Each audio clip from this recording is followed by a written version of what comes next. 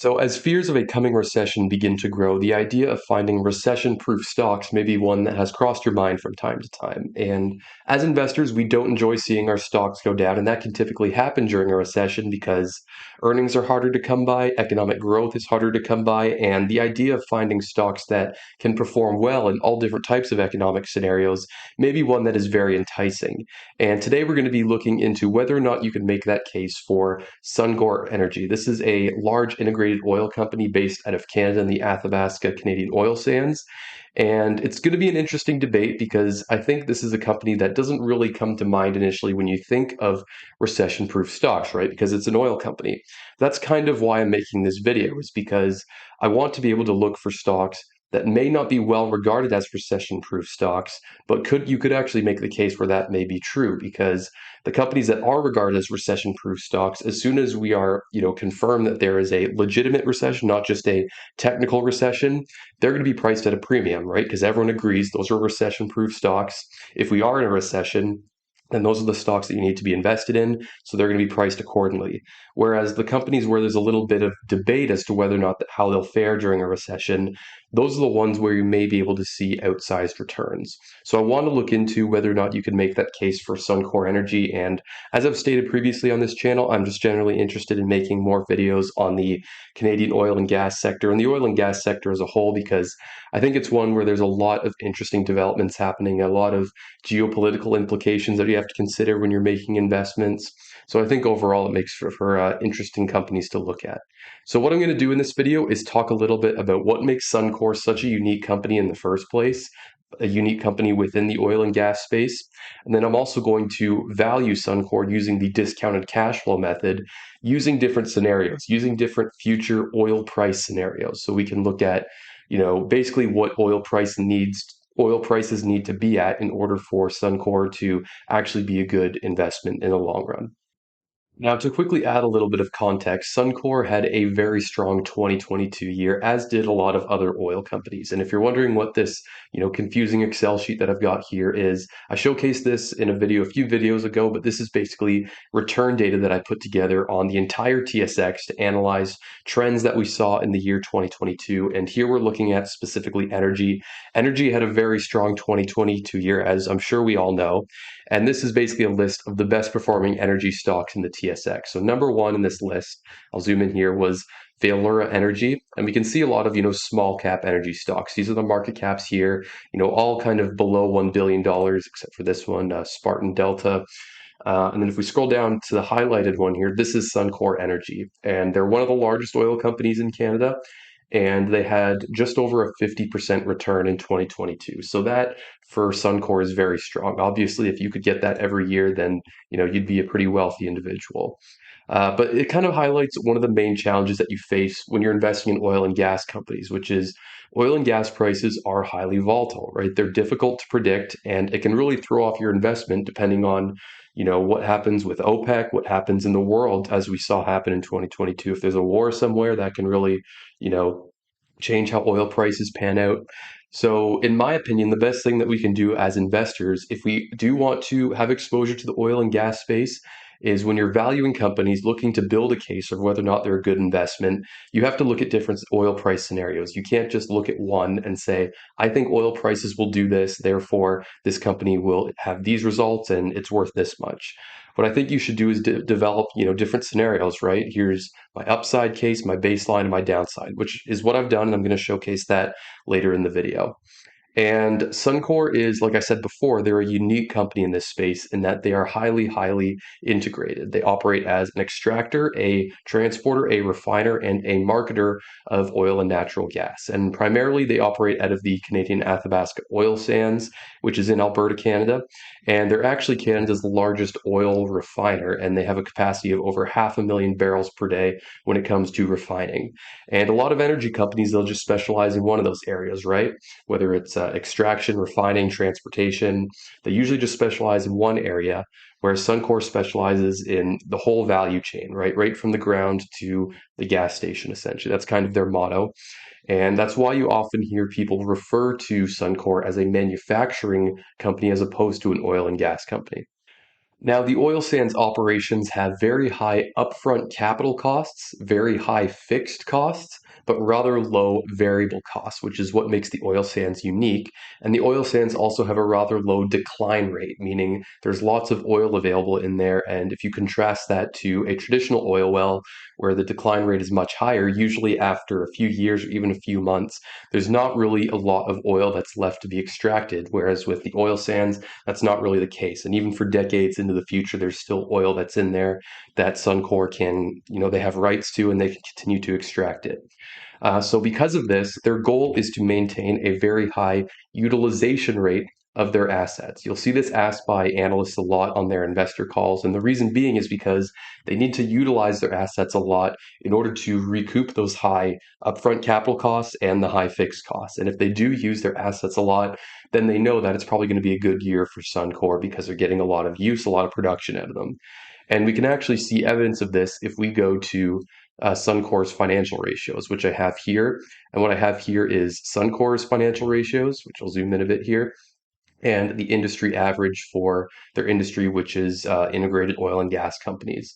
And we'll see evidence of this if we look at profitability ratios. Their gross margin at just under 42% is much higher than the industry average, right? Because low variable costs, right? So that's kind of what explains that. But their other profit margins are relatively lower. They have a lower operating margin than average and a lower net profit margin than average. And if we also look at their return on assets, return on equity, again, that's both lower than the industry average by a pretty sizable amount. But that doesn't necessarily mean that Suncor is a bad investment. It just means they're a unique company because, again, that's just the nature of the oil sands operations that they have. So 2022, as we already established, was a great year for Suncor. If we take a look at what their free cash flow generation was, so this chart here, MMFCFTTM, tells us what the free cash flow is as of the trailing 12 months. We can see, pretty much for the last year, it has been very strong, pretty much consistently at near historical highs. So what did they use this free cash flow for? Well, they used it in part to reduce their debt balance. So essentially de-risking the company is what they're trying to do, because that has been a criticism of Suncor by some analysts, is that they just have too much debt and it makes them a little more risky than they would like. So this is what this chart here tells us. Debt is just their total debt, and we can see it did get reduced by a pretty sizable amount as soon as they started generating that really high amount of free cash flow. And if we go back to their ratios, so this here, and we look at the debt to equity ratio, which is this one here, we can see Suncor is at 1.23, which is below the industry average of 1.47. So what does this mean going forward, right? How is Suncor going to treat everything going forward? Well, here they kind of delivered us some information. This is their 2022 Investor Day presentation. They gave us some information on how they plan to allocate capital going forward. And they basically said their plan is to allocate 75% of excess free cash flow to share buybacks and 25% to continuing to paying down their debt until their debt reaches $9 billion in net debt. So net debt is just debt minus cash. And then they're going to allocate 100% again of excess funds to share buybacks. And what they mean by excess is basically free cash flow or free funds flow, as they call it.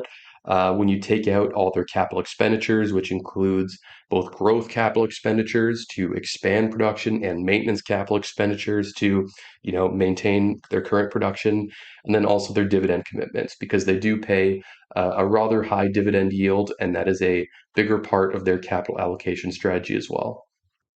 Now, the case for Suncor being a recession-resistant company stems from what they did in 2022, which was the record free cash flow generation that they used to de-risk the company by significantly reducing their debt balance. And in a recessionary scenario, what the worry is for oil and gas companies is because economic activity slows down, there's going to be less demand for oil and gas, which means oil and gas prices will go down. So companies like Suncor, whose revenue and financial results are heavily determined by the price of oil and gas, they're going to suffer and they're not going to perform as well, because that just means less free cash flow, less dividends, less buybacks, etc. So what I wanted to do here was actually put this to the test, right? And management has made various proclamations about what their results would look like in a given oil price scenario. For example, they stated that their current dividends would be covered even if oil prices were to go down to $35 per barrel, which is significantly lower than where they're at today. But again, I wanted to put this to the test. So I have three scenarios here, right? The optimistic, the baseline, and the pessimistic. And then in each scenario, I have the 5-year average oil price. So basically, what I think the 5-year average of oil price on a per barrel basis will be for the next 5 years, so 2023 to 2027. Now, obviously, it's not going to just stay at that one price the whole time. There is going to be some variance within that. But like I said, that's the challenge of investing in oil and gas companies is you don't know what that variance is going to be. And historically, it's been very unpredictable, right? So because we're dealing with that uncertainty, in order to just simplify the model a little bit and we can, test Suncor's valuation under different oil price scenarios, I kind of had to simplify it a bit here. So in the optimistic scenario, and again, some of you may disagree with what's considered optimistic, baseline versus pessimistic. Like you may think optimistic would be $100 a barrel. That's your opinion. What I have here is $80 per barrel. And in the baseline, I have $65 per barrel. Again, that's the 5-year average, 2023 to 2027. And then the pessimistic, I have $50 per barrel. And then what I have here is what their revenue would be. So consistent revenue for those 5 years under each oil price scenario, and then what their operating margin or EBIT margin would be under each of those scenarios. Because obviously, if oil prices are higher, again, just the nature of the oil sands operations, they're going to have a much higher operating margin when oil prices are higher, combined with that, much higher revenue. So if you're wondering how I determined what these are, because these seem like pretty precise numbers, right?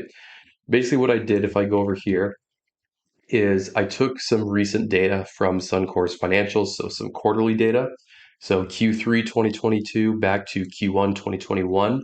And I looked at what their revenue was for that quarter, what their operating margin was for that quarter, and then what the average oil price was for that quarter. And we can see a clear correlation, right? Because obviously their best results was Q2 2022 when they did quarterly revenue of 16 billion. They had a 37% operating margin. Oil prices averaged $110 per barrel in that quarter versus Q1 2021 when it was $62 per barrel and they had revenue of 86 or 8.6 billion and an operating margin of 15.3%. So, and then I basically ran what's called a linear regression formula, which, it's a bit of math, but it basically allows me to create a formula where I just input the oil price, and then it tells me what the annualized revenue for Suncor will be given that oil price based on this historical relationship we can observe from this data here. And I didn't want to go too far back just because I wanted to ensure that I'm dealing with the most current production data because the challenge with doing this is Suncor's revenue isn't just determined by oil prices. It's also going to go up if they increase their production and they expand their production. So obviously they've expanded their production over the years. They've expanded their refining capacity.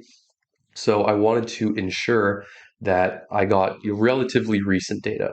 But obviously they are going to continue to expand in the future, which is why I also have revenue growth growing at 2%. So basically the inflation rate under each scenario, just to account for that excess production and refining expansion that they'll likely have. They could also make an acquisition in the future, right? Those are the things that it's a little bit harder to precisely predict that, but you do have to account for it in some way. And then we have the tax rate. So the tax rate just stays at 24% in each scenario. That's not going to change. This here is the enterprise value to unlevered free cash flow terminal multiple. So it's going to be higher in the optimistic scenario at 11, 10 in the baseline, and 9 in the pessimistic scenario. So in order to determine this, I just looked at what this multiple has been in the past. And if you're wondering what unlevered free cash flow is, don't worry. If I go down here, I'll have a explanation on exactly how it's calculated. This is all the things that are included in it. And this terminal multiple gets applied to whatever their cash flow was in this year. So if it's currently I have the baseline scenario programmed in, so it's basically just this number times 10.